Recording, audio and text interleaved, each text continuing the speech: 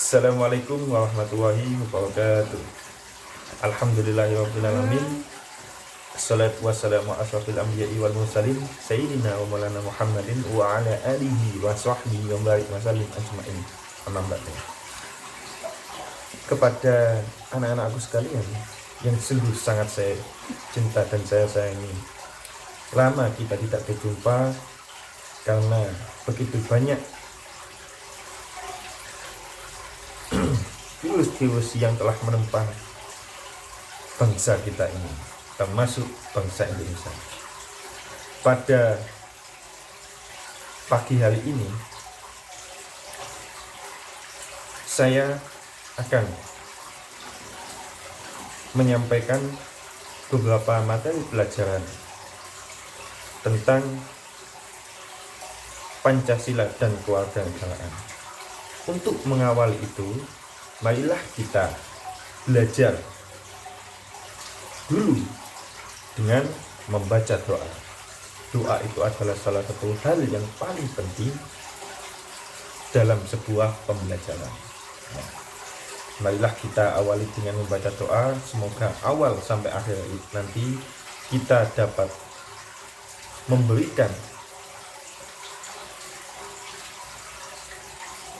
yang terbaik dan dapat memudahkan semua segala urusan kita. Ila hadiniyah. Lahumul Fatihah.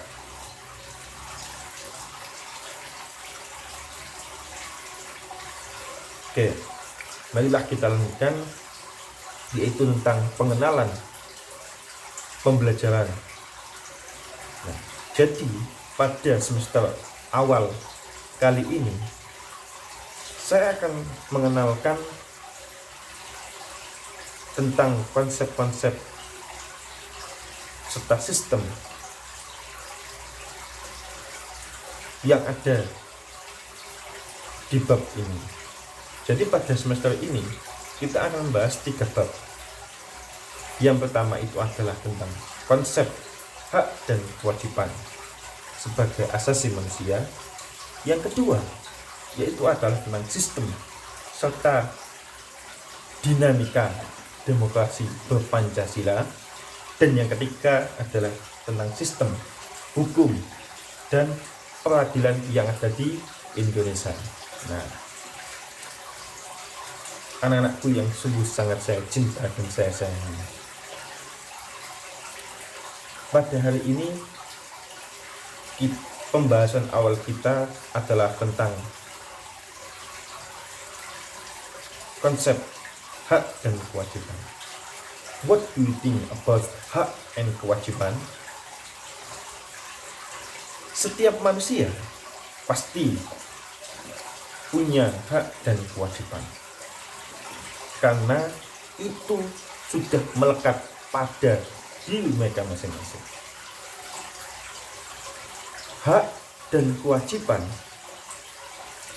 bisa berupa ketika dia sejak ada di dalam kandungan sampai akhir hayatnya. Sebelum kita masuk pada hak dan kewajiban, alangkah lebih baiknya kita mengetahui apa yang dimaksud dengan hak dan kewajiban sebagai asasi manusia.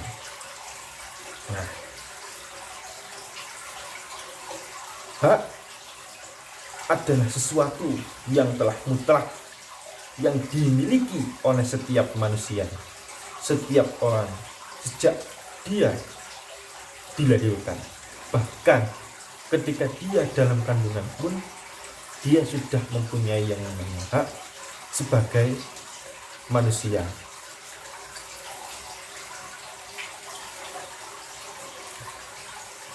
Dan kenapa hak itu harus dilaksanakan? Karena itu sudah menjadi bagian dalam hidupnya, karena itu sudah menjadi melekat di dalam dirinya sebagai seorang manusia. Nah, ketika manusia mempunyai hak-haknya sebagai manusia, hak atas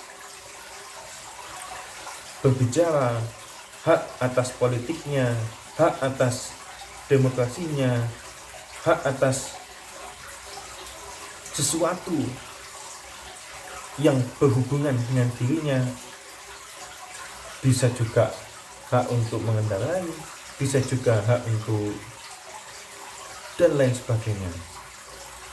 Ya. Dan di situ pula pasti akan ada kewajiban. Nah, kewajiban itu berupa apa? Kewajiban itu adalah sesuatu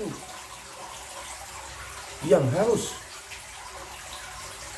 ditanggung ataukah yang harus dipertanggungjawabkan oleh dirinya. Ketika dia sudah mempunyai hak, maka di situ pula lah dia harus mempertanggungjawabkan hak-hak tersebut. Itulah yang dimaksud dengan kewajiban. Contoh, setiap manusia pasti bebas untuk berbicara, pasti bebas untuk menyuarakan pendapat, pasti bebas untuk bergaul dengan orang lain. Nah, ketika ada suatu saat dia berbicara ternyata dia salah dalam hal pembicaraannya sampai menyinggung orang lain, sampai membuat orang lain itu jadi celaka, membuat orang lain itu jadi tidak benar. Nah, maka disitulah dia akan mempertanggungjawabkan apa yang sudah dia bicarakan tadi. Kalau dalam hal kecil mungkin akan menjadi singgungan oleh orang lain, mungkin akan menjadi cibiran oleh orang lain, dan mungkin pula dia akan menjadi narapidana karena sesuatu yang dibicarakan bisa berupa sesuatu yang sifatnya adalah insidental, seperti dia membicarakan tentang agama, membicarakan tentang pribadi setiap manusia masing-masing. Nah, itu yang dimaksud dengan hak dan kewajiban. Nah, kalau kita sekarang dalam kehidupan bermasyarakat dan bernegara, apa yang harus kita lakukan sebagai umat manusia dalam menjalankan hak dan kewajiban tersebut? Yang pertama adalah kita bisa melakukan sesuatu hal yang positif, apalagi di masa-masa pandemi seperti ini, bisa menumbuhkan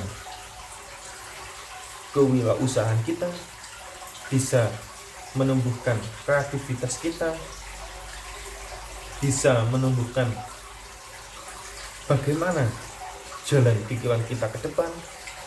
Nah, itu semua bisa kita lakukan asal kita mau berusaha dan berdoa.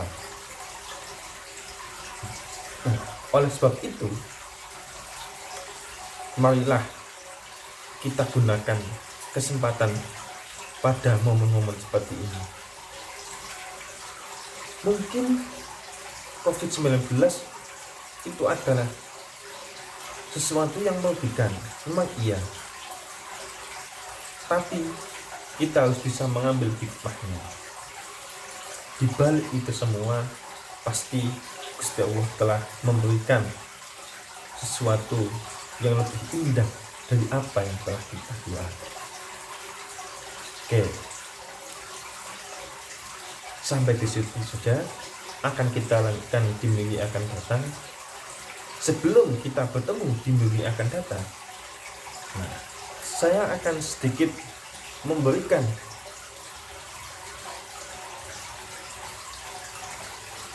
suatu tugas, ataukah bisa memberikan suatu tulisan yang harus kalian kerjakan. Tulisan itu berupa apa? Nah, kalian bisa menuliskan 250 kata tentang hak dan kewajiban yang sudah kalian rasakan selama COVID-19 ini. Bagaimana upaya-upaya apa saja yang sudah kalian lakukan selama COVID-19 ini dalam kehidupan sehari-hari kalian. Apakah kalian membantu kedua orang tua kalian sebagai tanggung jawab kalian terhadap orang tua, ataukah kalian menikmati semua hak-hak kalian? Mungkin kalau kalian mempunyai hak jalan-jalan juga bisa. Mungkin kalau kalian mempunyai hak traveling juga bisa. Nah, tolong silahkan berikan tulisan 250 kata, dan saya akan menerima batasannya sampai pada malam hari. Itu saja penutup dari saya. Kurang lebihnya saya minta maaf. Wabillahi taufiq wal hidayah. Wassalamualaikum warahmatullahi wabarakatuh.